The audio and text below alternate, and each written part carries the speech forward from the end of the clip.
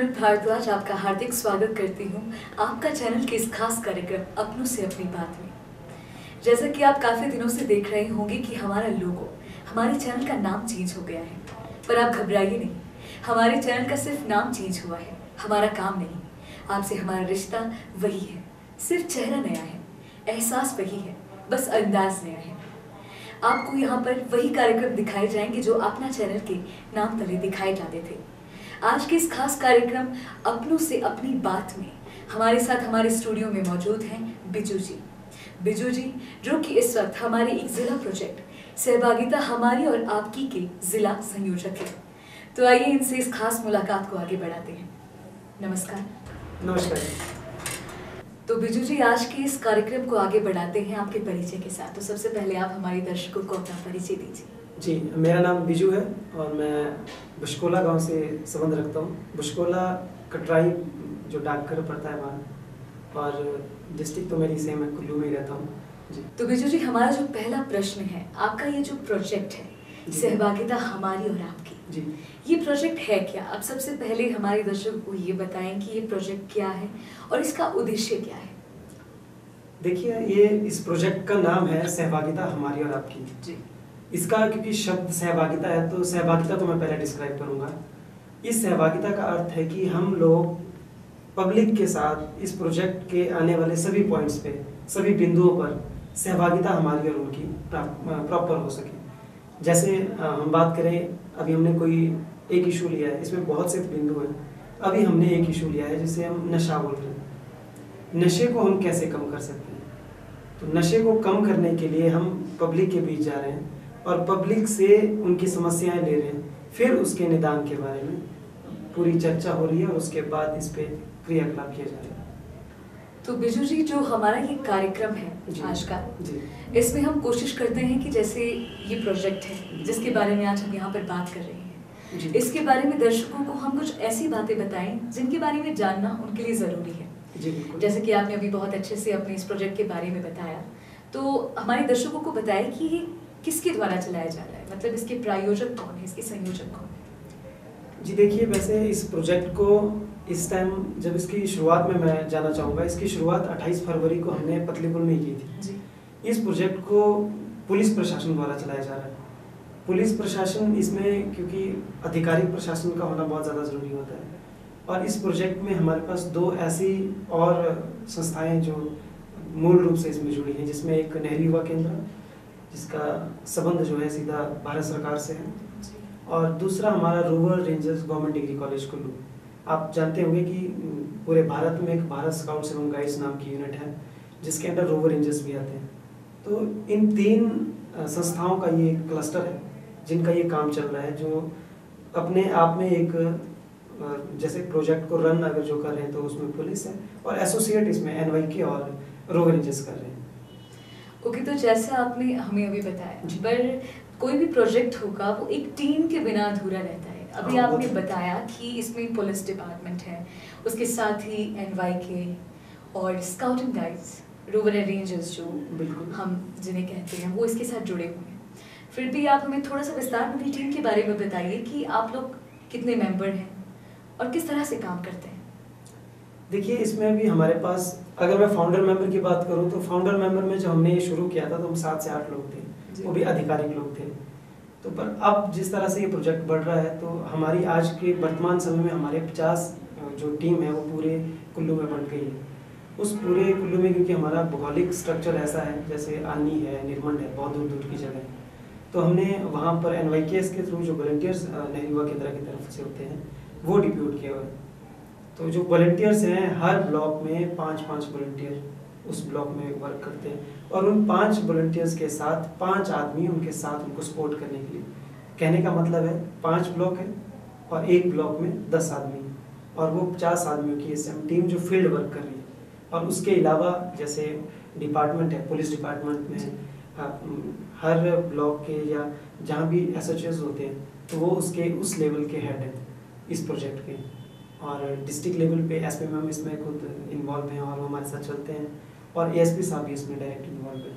और दूसरी जो हमारी एक संस्था है जो मैं जिसकी बात कर रहा हूँ, रूरल रेंजर्स, उसमें हमारे जो प्रिंसिपल हैं गवर्नमेंट डिग्री कॉलेज कुल्लू से, श्री नंदलाल शर्मा जी, और उनकी टीम, इसमें मैम जो रेंजर्स विंग को देख रहे हैं, रोवर रेंजर्स विंग को देख रहे हैं, डॉक्टर मीना शर्मा, उनकी एक टीम है जो 8 आदमियों की एक ऐसी टीम है जिस टीम के साथ ये इस प्रोजेक्ट के तहत कुछ एक नुक्कड़ किए जा रहे हैं। अगर हम गांव में कहीं जाते हैं तो उन गांव में लोगों से इंटरेक्ट करने के लिए, लोगों को इकट्ठा करने के लिए एक नुक्कड़ का हमने गठन किया है। तो वो नुक्कड़ भी पूरी तरह से नशे पर बेस्ड है कि किस तरह से नशा जो है आदमियों की ज़िंदगी को खो लेता है। अभी जो आपने इंटरेस्टिंग जो बात बताई है, जो नुक्कड़ वाली बात है, इसके बारे में आगे हम बात करेंगे, पर इससे पहले आपने शुरुआत में हमें बताया कि इसमें बहुत सारे बिंदु हैं। इस प्रोजेक्ट में सिर्फ एक ही बिंदु नहीं है, बहुत सारे बिंदु हैं। अभी आपने नशे की बात की, पर मुख्य बिंदु इसमें कौन कौन से हैं? आप कैसे कैसे मतलब टॉपिक्स को लेकर जी कैसे कैसे टॉपिक्स के साथ आप लोगों के बीच जाते हैं, उनकी समस्याएं सुनते हैं? देखिए, अभी क्योंकि कुल्लू हमारा एक ऐसा पूरे वर्ल्ड के मानचित्र पे एक बहुत सुंदर जगह है, उसके बावजूद भी कुल्लू की अगर हम पहचान करें, अगर हम बात करें जैसे पंजाब, उड़ता पंजाब जैसे हो गया है, और ऐसे ही हमारा कुल्लू भी कहीं ना कहीं नशे की चपेट में आकर इसकी पहचान जो है अपना रास्ता भटक रही है। तो इस पहचान के चलते हमें बहुत सी समस्याएं आ रही है। अगर हम आज यहाँ से बाहर कोई आदमी जाता है तो उसे कुल्लू के नाम पे या मनाली के नाम पे पहले ही बोला जाता है कि भैया आपके पास कुछ ऐसी चीज़ है, नशे वाली चीज़ है। तो इस सभी को कंट्रोल करने के लिए तो जो ये टीम बनाई गई है, जो नशे को रोकने के लिए टीम बनाई है, इसमें इसीलिए पहला मेजर पॉइंट इसमें जो है नशा रखा है। इसके अलावा जैसे क्योंकि सारी चीज़ें हैं, बहुत सी सामाजिक कुरीतियाँ हैं, कुछ एक पॉइंट्स इसलिए लिए हैं जो बहुत अहम है। इसमें बेटी बचाओ का एक बड़ा हो, आप देखते होंगे कि बेटियों के साथ आज बहुत दुराचार हो रहे हैं, पेट में मारा जाता है, शादियों में दहेज प्रथा चल रही है, जो कहीं ना कहीं हमारे समाज को कुख्यात कर रही है। इसलिए बेटी बचाओ है। इसके अलावा इन्वायरमेंट को सेव करने के लिए इसमें पॉइंट्स रखे हैं, जिसमें सेव वाटर है और सेव इन्वायरमेंट 2 बिंदुज हैं। और उसके अलावा एक और टॉपिक इसमें बड़ा मेजर टॉपिक रखा हुआ है, जिसके अंतर्गत हम जो खास तौर पे आज की डेट में पेड़ों की कटाई हो रही है, उन पेड़ों को कैसे बचाएं और उस संख्याओं जो हमारे पेड़ हैं उनकी संख्या कैसे बढ़ाएं, इसके लिए ये प्रोजेक्ट चलाया जा रहा है। ये कुछ एक इसके मेन पॉइंट्स हैं। जी, एक तरह से हम कहें तो बहुत ही ज्वलंत विषय जो इस वक्त हमारे समाज में कुरीतियाँ फैली हुई हैं, उनके ऊपर आपने इसमें एकदम फोकस किया। तो अब हम जानना चाहते हैं कि जैसे आपने बताया कि आपकी टीम है और साथ में सोशल मीडिया के माध्यम से भी काफ़ी लोग ये देखते रहते हैं कि आप लोग जगह जगह पर जाते हैं, पर वहाँ से चीज़ उतनी क्लियर नहीं हो पाती है कि आप वहाँ जाकर करते क्या हैं, मतलब किस तरह से लोगों को जागरूक करते हैं, उन्हें किस तरह से प्रेरित करते हैं, उस पर ज़रा सी आप रोशनी डालिए। जी, अभी हमने जब ये प्रोजेक्ट शुरू किया था तो हमने ऐसी रूपरेखा तैयार की थी कि हम पंचायत प्रधानों से कॉन्टेक्ट करेंगे और पंचायत प्रधानों के थ्रू महिला मंडल और युवा मंडल या फिर उनके जो मेंबर्स होते हैं उनको इकट्ठा करके उनको इस बारे में बताएंगे। क्योंकि हमारा कुल्लू बहुत बड़ा एरिया है, लगभग 204 पंचायतें इसमें हैं, तो सभी पंचायतों तक पहुंचने के लिए हमने एक क्लस्टर भी तैयार किया, जैसे मैंने आपसे डिस्कस किया कि हमने कुछ एक युवा मंडलों को अपने साथ जोड़ा। तो हम पहले जाते हैं उस पंचायत में जिस पंचायत के प्रधान से हमारी बात हो गई, फिर वहाँ पर जाके उन सभी लोगों से जो वहाँ आए होते हैं उनसे उनके पंचायत लेवल में समस्या पहले पूछते हैं कि आपकी समस्या क्या है, क्या आपके गांव में इस तरह की समस्याएं हैं, क्या आपके गांव में कोई ऐसा लड़का है जो ग्रसित है, जो नशे की चपेट में आ गया है, और क्या कोई ऐसी जगह है जहाँ पर नशे का सेवन खुलेआम होता है, जहाँ पर नशे के साथ साथ सिर्फ वो लोग नहीं फंसते बल्कि आसपास के आने वाले जाने जाने वाले लोग भी प्रभावित होते हैं। ऐसी ऐसी जगहों को, ऐसे ऐसे लोगों को हमने चिन्हित करना शुरू कर दिया है ताकि उन लोगों पर पहले काम किया जाए, उन कारणों पर पहले जाया जाए कि एक लड़का नशा करता है, एक लड़की नशा कर रही है तो क्यों कर रही है, अगर वो कर रही है उसके पीछे क्या रीज़न है, और उस रीज़न को ख़त्म करने के लिए, उस रीज़न का अल्टरनेट निकालने के लिए हम गाँव-गाँव में जाते हैं। पहला मकसद हमारा सिर्फ यही रहता है। फिर दूसरा, क्योंकि पुलिस डिपार्टमेंट इसमें डायरेक्टली इन्वॉल्व है, तो जब पुलिस डिपार्टमेंट जाते हैं तो दूसरी और समस्याएं उसमें जुड़ जाती हैं, जैसे कि किसी लेडीज़ के साथ कुछ लड़के छेड़खानी करते हैं, कहीं बैठना मुश्किल हो गया है, कहीं से चलना मुश्किल हो गया है, तो इसीलिए सहभागिता नाम रखा गया। हर तरह की सहभागिता इसमें पुलिस डिपार्टमेंट पूरी तरह से उस गाँव में जाकर। वैसे मैं एक बात ज़रूर अपने दर्शकों को भी बताना चाहूँगा कि कुल्लू जिला में अभी तक शायद ये पहला ऐसा जिला है जहाँ पर एक IPS अधिकारी खुद गांव-गांव जाकर लोगों से इंटरेक्ट कर रही है, लोगों की समस्याओं को जान रही है। तो ये एक बड़ी बात है। तो दूसरा इसका जो पार्ट है, क्योंकि सिर्फ हमारी जो पब्लिक है वो सिर्फ वही नहीं है जो गांव में रह के नशे करते हैं, इसके अलावा स्कूलों में बहुत नशे हैं, कॉलेजेस में बहुत नशे हैं। तो अभी पिछले महीने से ही हमने स्कूलों में जाना शुरू किया है और आज हम लगभग 10 स्कूल कवर कर चुके हैं। तो जिस स्कूल में जाते हैं वहाँ पर भी सेम क्वेश्चनिंग करते हैं और वहाँ पर मज़ेदार बात ये होती है कि वहाँ पर चुगलियाँ करने वाले बहुत होते हैं। बच्चे जो है वो बहुत जानते हैं कि ये करता है, ये करता है। इस चक्कर में उस बच्चे को बचाने के लिए हमारे पास अल्टरनेट्स भी हैं। हमारे पास बहुत से रिहैब भी कुल्लू में चल रहे हैं, जिससे जहाँ नशे के बचने के लिए काम किया जाता है। और हमारे कुल्लू हॉस्पिटल में भी रिहैब स्टेशन है, ताकि वहाँ तक उन लोगों को पहुँचाए और उनकी पूरे गुप्त तरीके से उनका इलाज भी हो सके। ये इस प्रोजेक्ट का नशे को लेकर मेन फोकस ही वर्क है जी। तो जैसे कि बिजू जी आपने अभी यहाँ पर जिक्र किया हमारी लेडी दबंग का। लेडी दबंग यानी कि आप सभी समझ ही गए होंगे कि मैं किसकी तरफ इशारा कर रही हूँ। हमारी माननीय एसपी साहिबा शालिनी अग्निहोत्री जी, जो वाकई लेडी दबंग है। अभी तक बिजू जी, जहाँ तक मैं अपनी बात कहूँ, मैंने अभी तक किसी पुलिस अधिकारी को इतना एक्टिव नहीं देखा है। पूरी तरह से इस प्रोजेक्ट में अपना समय देना एक आपस में ही एक बहुत बड़ी बात मुझे जो है वो लगती है जी। उनके बारे में खास बात ये है कि वो बहुत सारी महिलाओं के लिए प्रेरणादायक हैं। खुद जाकर ऐसे गांव-गांव में प्रशासन की ओर से जाकर बात करना महिलाओं के लिए चीज़ों को थोड़ा और आसान बनाता होगा। जी बिल्कुल। तो मैं अगला जो सवाल कर रही हूँ वो ये है कि आपने जैसे कहा कि आप प्रधानों से बात करते हैं, हर पंचायत के प्रधान से बात करते हैं, महिला मंडल के प्रधान से बात करते हैं, तो उनसे रिस्पॉन्स आपको अच्छा मिलता है या फिर आप लोग अभी कुछ ऐसी परेशानियों का सामना कर रहे हैं? वरना मेंटालिटी होती है ना हमारे लोगों में कि आएंगे लोग, टाइम वेस्ट होगा, कुछ चीज़ें लोगों के दिमाग में रहती है, लोग जागरूक नहीं होते पूरी तरह से गेट टुगेदर के लिए। जी बिल्कुल। तो आपको क्या रिस्पॉन्स मिला है अभी तक? जी देखिए, परेशानी तो रहती है, क्योंकि किसी आजकल के टाइम पे किसी जगह पर लोग इकट्ठा करने तो परेशानियां तो है, पर चूंकि हमारे वही बात में फिर से एसपी मैम की बात पे आ रहा हूँ। एसपी में लेडी का होना, और कुल्लू सौभाग्य है कि पहली बार कोई लेडी एसपी है। तो जब गांव में हम ऐसा बोल के फ़ोन करते हैं कि आपके गांव में, आपकी पंचायत में एसपी मैम आएंगे, तो उनका उत्साह जो है वो बहुत बढ़ जाता है। और उस अगला जो फोन होता है वो हमारा नहीं होता है, वो उनका होता है, एसपी मैम पक्का आ रहे हैं। और जब वो ऐसा सुनते हैं, जब महिलाओं को ऐसा लगता है, तो महिलाएं वहाँ पर हमेशा, आज तक के प्रोग्राम में मैं आपको थोड़ा सा बताऊँ, हमने लगभग 30 पंचायतें कवर कर दी हैं और हमारा टारगेट है कि हम 204 पंचायतें पूरी करके ही छोड़ेंगे। और आज तक हमने लगभग 42 प्रोग्राम कर दिए। तो इतने प्रोग्राम्स में अगर हमारे प्रोग्राम की कहीं भी बात करें तो महिलाओं ने इस प्रोग्राम को बहुत ज़्यादा सक्सेस किया। महिलाओं की जो उपस्थिति है वो ज़्यादा रही है और शायद उम्मीद ऐसी है कि आगे भी ज़्यादा ही रहेगी। और क्योंकि महिलाओं का आना और महिलाओं की समस्याओं को समझना, वो एसपी मैम के लिए भी एक इसको लगाव बोलेंगे। जब मैम अपनी कोई बात करते हैं या फिर कोई लेडी, कोई महिला अपनी बात रखती है, तो वो निडर होकर रखते हैं, तो सामने से भी उन्हें वैसा ही रिप्लाई आता है।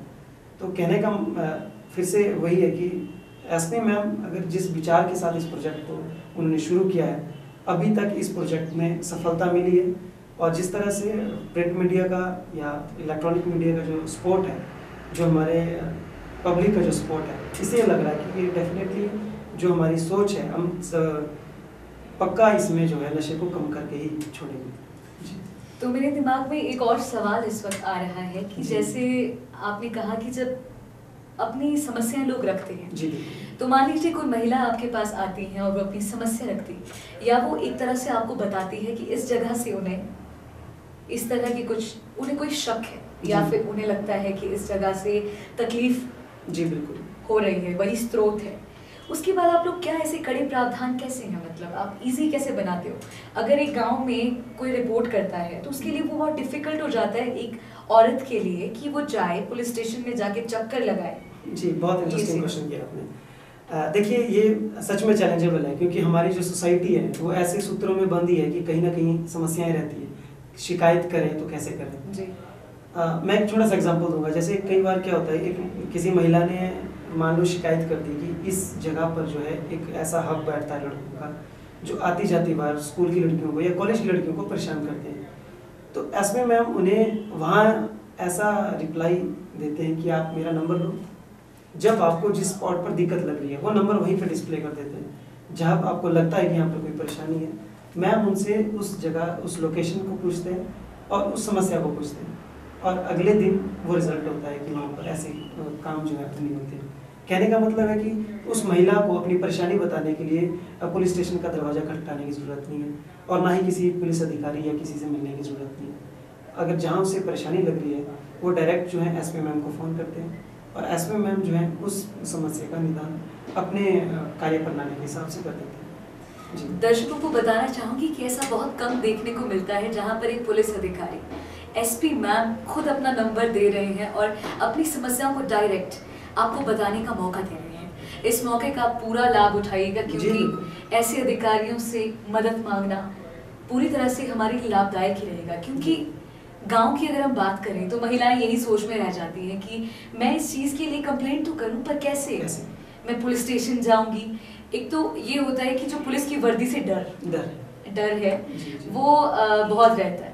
पर्सनली सबको ही रहता है, मुझे खुद ऐसे लगता है कि पुलिस वाले से बात करना बहुत मुश्किल काम होता है। सोसाइटी ने कहीं ना कहीं ये छवि होती है। पर जब ऐसे पुलिस अधिकारी हमारे जिला में हैं जो हमारे पास आकर हमारी समस्याओं को सुनते हैं और उसका समाधान भी इतनी जल्दी करते हैं तो शायद ये डर जल्दी ही खत्म होने वाला है। बिल्कुल, ये कुल्लू में तो ऑलमोस्ट खत्म है। जी, अब मुझे भी लग रहा है कि ये डर बिल्कुल है जो खत्म हो रहा है और अब हर कहीं आवाज उठना शुरू हो गई है। बिल्कुल। तो बिजू जी, मैं चाहती हूँ आपसे एक सवाल कि आप कह रहे हैं कि आपने 40 के करीब पंचायतों में अपना ये काम पूरा कर दिया है, साथ ही में आपने स्कूलों में भी ये शुरू कर दिया है और 204 आपका टारगेट है जी।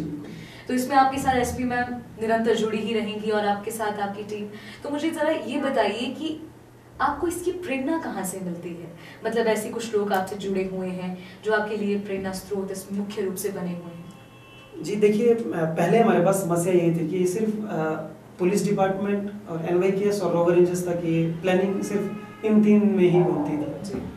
तो जैसे जैसे हमारा कारवा बढ़ता गया, हमारे साथ लोग जुड़ते गए। मैं यहाँ पर इस आपके चैनल के माध्यम से ज़रूर बताना चाहूँगा कि हमारे पास कुछ एक ऐसे लोग जुड़े जिनका अपने अपने क्षेत्र में बहुत बड़ा नाम है। मैं यहाँ पर नाम लेना चाहूँगा गुरुजी ब्रीश पठानिया का। उनको जब ये प्रोजेक्ट पसंद आया, उन्होंने खुद हामी भरी कि हम इस प्रोजेक्ट में आपके साथ काम करेंगे और आज जहाँ हम जाते हैं वो वहाँ आते हैं और उस प्रोजेक्ट को उनके टैलेंट के हिसाब से, उनकी स्किल के हिसाब से वो इसे प्रमोट कर रहे हैं और इससे कहीं ना कहीं प्रोजेक्ट को और बढ़ावा मिल रहा है। और उनका ना केवल एक फोटोग्राफी या फिर ना केवल डॉक्यूमेंट्री, बल्कि उनके जो विचार हैं, उनके पास जो थॉट्स हैं, तो वो बहुत ही हमारे लिए लाभदायक आज तक अभी तक सिद्ध हुए। ऐसी बहुत सी पर्सनैलिटीज़ हैं। क्रिस सर का मैं नाम ले रहा हूँ। क्रिस सर भी एक ऐसी पर्सनैलिटी है जो रक्तदान के क्षेत्र में बहुत काम कर रहे हैं, रक्तदान के कुल्लू जगत में भगवान के रूप में, तो वो भी हमारे साथ जुड़े हुए। तो जहाँ कहीं भी हमें कभी लगता है कि अब प्रोजेक्ट कैसे चलाएं, नए आइडियाज़ कैसे लाएं, तो ऐसे ऐसे लोगों का बहुत बड़ा ग्रुप बना हुआ, वो हमेशा हमें अपना व्यू देते हैं और जिससे कि हमें गांव में कभी दिक्कत नहीं आती, स्कूल में कभी दिक्कत नहीं आती, तो कारवा बढ़ रहा है। तो अभी तक हमने बिजू जी से बात की प्रोजेक्ट सहभागिता हमारी और आपकी के बारे में। इसके लिए हम आपको शुभकामनाएं देते हैं। जिस तरह से सफलतापूर्वक ये कार्यक्रम आगे चल रहा है, इसी तरह से ये चलता रहे, इसके लिए आपका चैनल की ओर से आपको हार्दिक शुभकामनाएं देते हैं। और साथ ही हम इस प्रोजेक्ट के लिए शुभकामनाएं तो दे रहे हैं, पर जिस तरह से भी हमारा चैनल, हमारा आपका चैनल इसमें सहभागिता कर सकता है, जैसा कि इसका नाम ही है सहभागिता, इसमें जिस तरह से भी हमारे चैनल की ओर से सहभागिता हो सकती है, हम हमेशा आपके प्रोजेक्ट के लिए तत्पर रहेंगे। जी, आपकी तो ज़रूरत रहेगी। जी, तो बिजू जी, एक सवाल और तो बनता है। कुछ दिनों पहले हमारे बिजू जी जो है वो अखबारों में और सोशल मीडिया पर सुर्खियों में छाए हुए थे। इन्हें एक बहुत ही बड़ी उपलब्धि प्राप्त हुई थी। उपलब्धि भी ऐसी वैसी नहीं, काफ़ी बड़ी। पर मैं ही बता दूंगी तो आपको कैसे मजा आएगा। मैं चाहती हूँ कि आज जब बिजू जी हमारे साथ हैं तो इनसे ही क्यों ना जान लें। तो बिजू जी, आप अपनी उपलब्धि के बारे में हमारे दर्शकों को बताइए। देखिए, उपलब्धि तो क्या बोले ऐसे, शायद लाइफ का एक मोड़ है जो अच्छे जगह पर ले गया। इस मोड़ के लिए फिर से मैं एक बार थैंक्स करना चाहता हूँ, जिनका थैंक्स मैं शायद आजीवन करता रहूँगा। मेरे गुरुजी, मेरे प्रेरणा स्रोत श्री मनोहर लाल ठाकुर जी, स्काउटिंग जगत के जो भगवान मैं जिन्हें मानता हूँ, मेरे आइडियल जो है। मैं स्काउट्स एंड गाइड से लगभग 2006 से जुड़ा हूँ और आज लगभग 12 साल हो चुकी है। तो मेरा एक लाइफ में इंटरेस्ट ही स्काउटिंग था, शौक ही इंटरेस्ट, सब कुछ मेरा स्काउटिंग था। तो स्काउट एंड गाइड से जब से जुड़े तो काम करते गए। ऐसी उम्मीद नहीं थी कि एक दिन ऐसा आएगा मैं ऐसी उपलब्धि कोई हासिल कर लूँगा। तो एक मौका मिला एक अपने देश को रिप्रेजेंट करने का, और मेरा सौभाग्य था कि पूरे भारत से सिर्फ एक को जाना था, और मैं बड़ा लकी हूँ कि उसमें मेरा सिलेक्शन हो गया। तो समस्या रही क्योंकि जाना है, फॉरेन जाना है, मैं ऐसे क्षेत्र से बिलोंग करता हूँ, ऐसी फैमिली से बिलोंग करता हूँ जो इस तरह के इवेंट को एक तरह से बोले कि फाइनेंशियल जो हमें समस्याएं रहती है, तो ऐसी परेशानियाँ रहीं। पर मेरे गुरुजी या मेरे जो भी गुरुजन थे, मेरे जो सपोर्टर्स थे, मेरे जो साथी थे, उन्होंने मुझे बहुत सपोर्ट किया, और एटलीस्ट मैं उस इवेंट को सक्सेस कर पाया। और पूरी दुनिया के जहाँ पर 92 कंट्रीज थी, और उसमें से मुझे एक अपने इंडिया का फ्लैग वहाँ पर दर्शाने का मौका मिला। ये मेरे लिए एक बहुत सुनहरा मौका था, और शायद ये मैं कभी भूल भी नहीं पाऊँगा। तो बिजू जी, आपको हम बहुत बहुत बधाई देते हैं कि आपने यूएई में जाकर भारत, हमारे देश का प्रतिनिधित्व किया, जो अपने आप में ही बहुत बड़ी बात है। और इसी के साथ आपको शुभकामनाएं देते हैं हमारे आपका चैनल की ओर से कि आपका भविष्य इसी तरह से उज्जवल हो और आप निरंतर आगे बढ़ते ही जाएं। बिजू जी, मैं चाहती हूँ कि एक बार जाने से पहले आप हमारे दर्शकों के सामने एक छोटी सी अपील करें। मैं आपका चैनल के माध्यम से सभी श्रोतागणों को ये बताना चाहता हूँ कि मेरी ज़िंदगी में जो भी मुकाम आए, जो भी स्थितियाँ परिस्थितियाँ आई, वो सिर्फ 2 एसोसिएशन की वजह से आई, जिसमें एक भारत स्काउट्स एवं गाइड्स और दूसरा नेहरू युवा केंद्र, युवा कार्यक्रम एवं खेल मंत्रालय, भारत सरकार। जो भी आज तक मेरे जीवन में एक्सपीरियंसेस रहे, वो सिर्फ इन 2 एसोसिएशन की वजह से हैं। तो इस चैनल के माध्यम से मैं एक तो ये आपसे अपील करता हूँ कि आप इन दोनों संस्थाओं में अपने बच्चों को ज़रूर इन्वॉल्व करें, और ख़ुद भी इन एसोसिएशन के साथ जुड़ें, ताकि आप किसी का भविष्य और किसी के जीवन को और निखार सकें। और साथ ही इस सहभागिता हमारी और आपकी प्रोजेक्ट के लिए मैं आप सभी से ये अपील करता हूँ, हमारी पूरी सहभागिता टीम की तरफ से, कि आप जब भी आपको कहीं पर नशा दिखता है कि नशा कोई लड़का या लड़की कर रही है, तो उससे उस नशे से बचाने के लिए आप ज़रूर प्रयास करें। क्योंकि नशा तभी वो आदमी करता है कहीं ना कहीं जब वो अकेलापन फील करता है। तो अगर हम उसके अकेलेपन को अपने बातों से, अपने साथ से दूर करें, तो शायद वो नशे जैसी बुरी आदतों में नहीं जाएंगे। तो हम सभी अगर एक प्रण लेके इस तरह से आगे बढ़ेंगे, और दूसरा जो बेटी बचाओ, अगर हम बेटियों की इज्जत करना, बेटियों का मान करना, बेटियों का सम्मान करना सीखेंगे, तो शायद हमारा ये सहभागिता, हमारी और आपकी प्रोजेक्ट जो है सफल होगा। तो प्लीज़ आप सभी इस प्रोजेक्ट को सफल बनाने के लिए अपना योगदान दें। धन्यवाद। धन्यवाद बिजू जी। जी धन्यवाद आपको। आपका बहुत बहुत धन्यवाद। तो ये थी अपनों से अपनी बात की खास पेशकश। आज के लिए बस इतना ही। जल्द ही मिलेंगे एक और नई शख्सियत के साथ, नए मुद्दे पर करेंगे आपसे बात। तब तक के लिए आप देखते रहिए आपका चैनल।